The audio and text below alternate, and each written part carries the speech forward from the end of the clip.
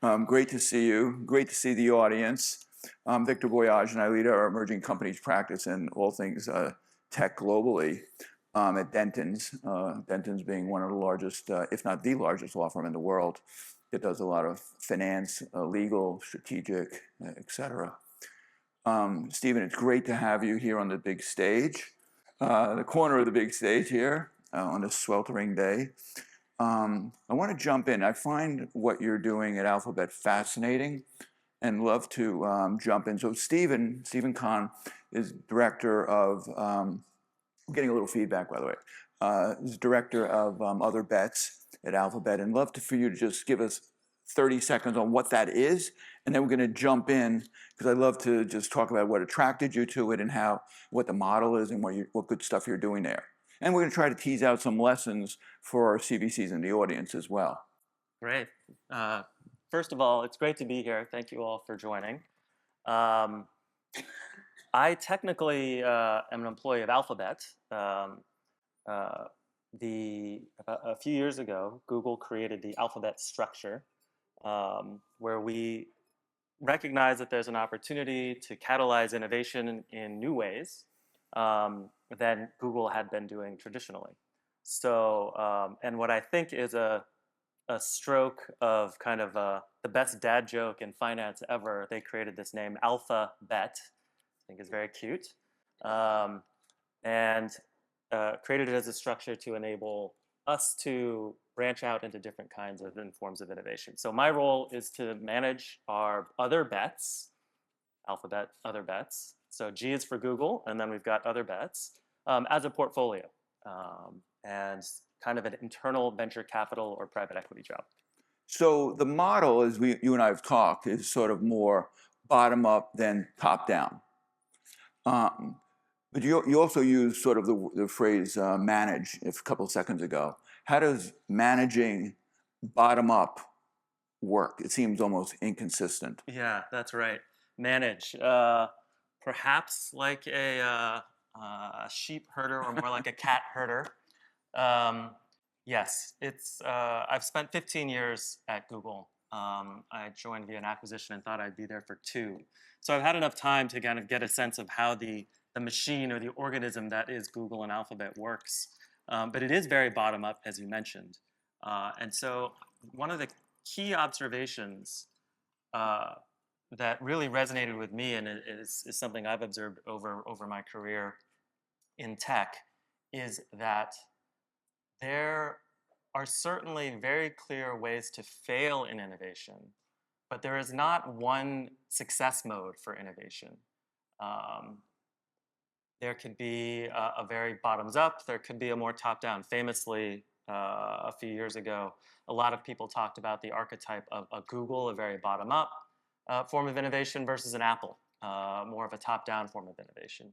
And then there's many other dimensions along which you can look at this. But the founders recognized that Google at the time was an incredible substrate on which to catalyze new forms of innovation. However, it would tend to favor certain types, such as, very simply, kinds of innovation that were adjacent to or highly related to the business of Google itself. And you would be less likely to get innovation completely, maybe more hardware oriented. And we can go into different forms. But the idea of Alphabet then was to, as a manager or an orchestrator or as a shepherd, to create different kinds of substrate for innovation, and then allow the innovation to take root in that soil and grow. So are those folks who are innovating, are they employees of Google, Alphabet?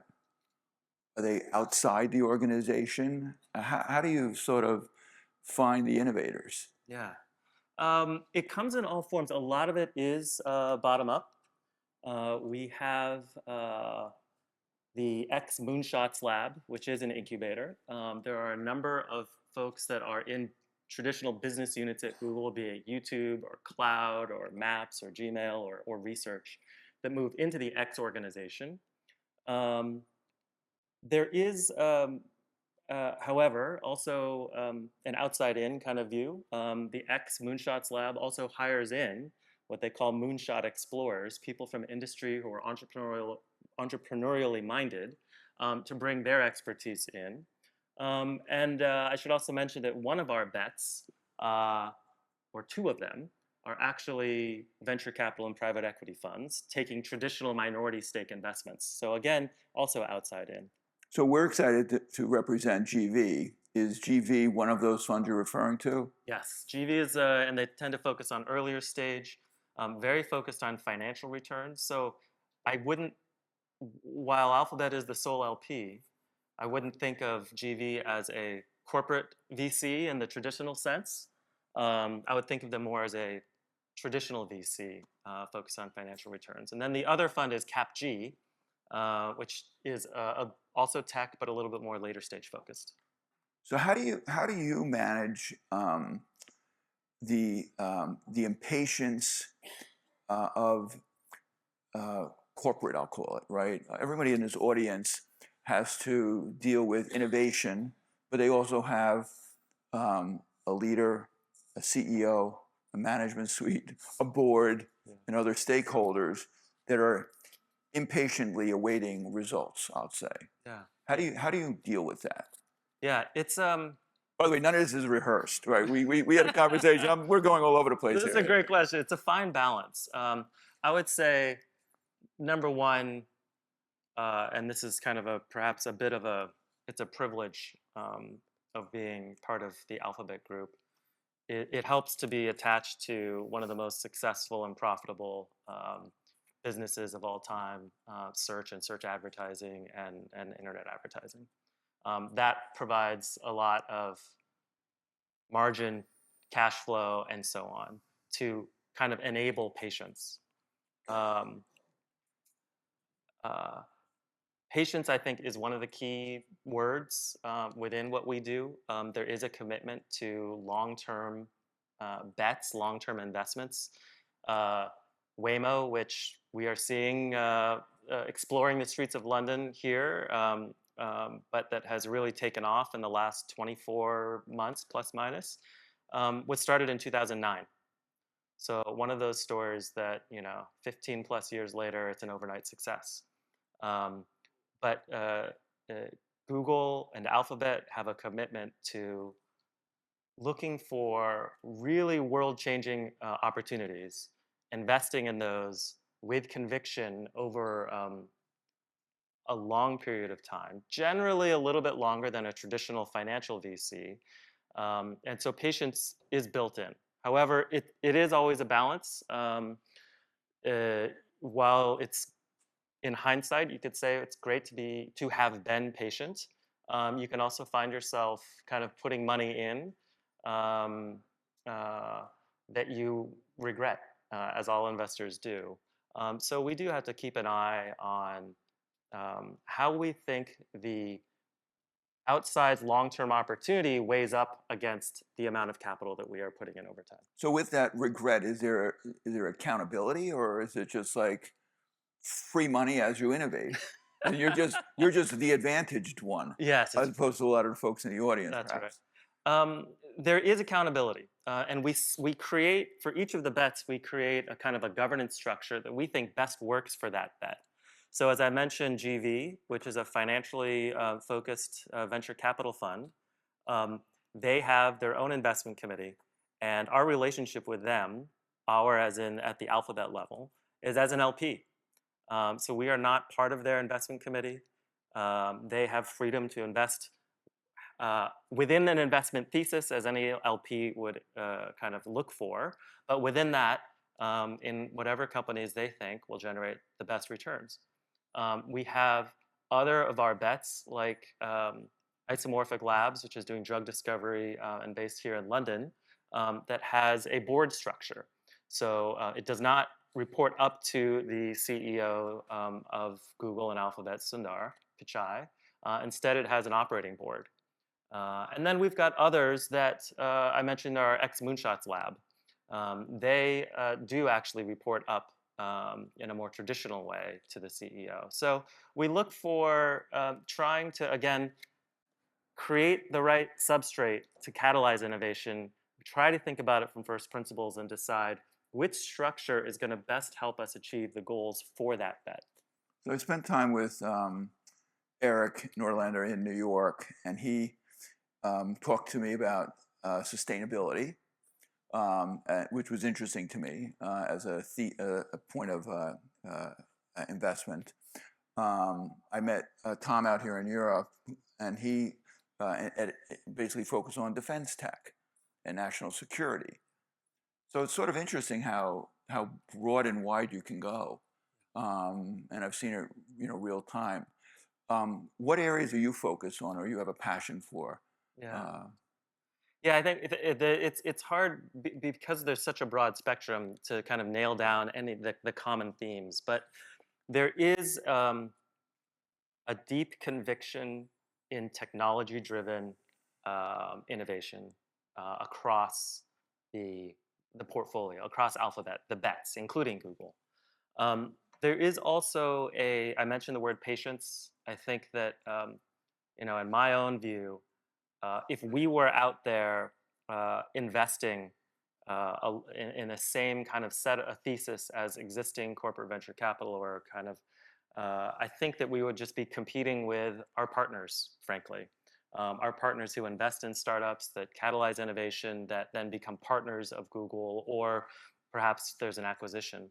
And so patience is a big key, where especially at the time that Bets was set up, 10-ish years ago, there wasn't as much deep-pocketed patient capital.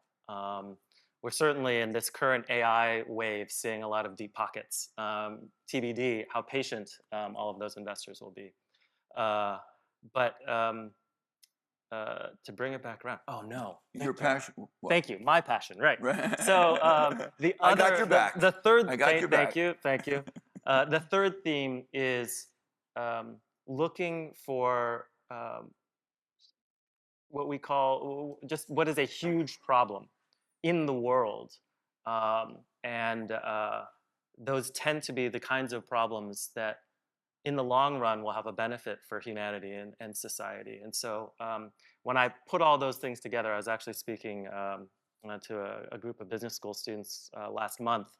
And I said, when you put those three themes together, your investment kind of thesis, choosing of sectors, becomes pretty easy. You just need to look at the large global trends, problem areas, and opportunities.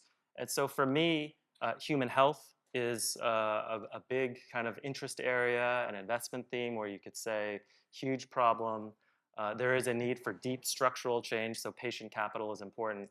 And then us investing alongside of our colleagues in the investing community, if we can provide patient capital, I think that would be an additive to the ecosystem. So human health is one, and then I use the word sustainability, especially in terms of energy. I'm undergraduate trained in physics, and so to me, order comes out of the investment of energy, literally from a thermodynamics perspective. And you could just see more of a finance perspective that as GDP increases, energy goes along with it, kind of in lockstep, and that's, it's been that way. So to find sustainable and secure sources of energy, I think, is really important. So two big themes that are important to me. So we've gone like 2/3 into the program. I only heard the reference to AI once. How does AI fit into all this? That's a great point, and I'm actually a little bit proud of myself for not mentioning AI too many times, because it reflects what I really think, which is that AI is an incredibly powerful technology. I view it as it is so powerful, it is so useful that it is in the fabric of all technology. In the same way that throughout my career, the transition to personal computers, the transition to the internet, the transition to mobile, client server, databases, all those things. Yes, in the late 90s, people say, what's your internet strategy? In the 2000s, what's your mobile strategy? But then it shifted to let's not talk necessarily about internet strategy, which is kind of cute, but let's talk about customer acquisition strategy. Let's talk about operations, supply chain, and so on. And I think that we are very much at a very exciting moment in AI, and so it makes sense that AI becomes the thing that people focus on. But my hope and my hope is that very quickly we transition, and my belief is that we will eventually transition into just talking about back to what's your customer acquisition strategy, what is your supply chain strategy, and so on and so on. And AI will be a part of that alongside of all the other technologies that are used. So what do you think the corporate venture community can do better? I know you want to be sensitive not to preach, but at the same time, you have lessons learned from your perspective, being in quite a large organization yourself. What I think is really cool about corporate venture capital, different than traditional institutional investing, is that you each are connected to the corporate strategy of your companies, of your organization. And generally speaking, these are organizations large enough and impactful enough to be able to afford having some capital set aside for speculative and high risk, high reward investing.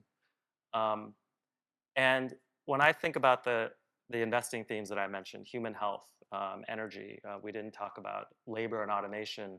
Um,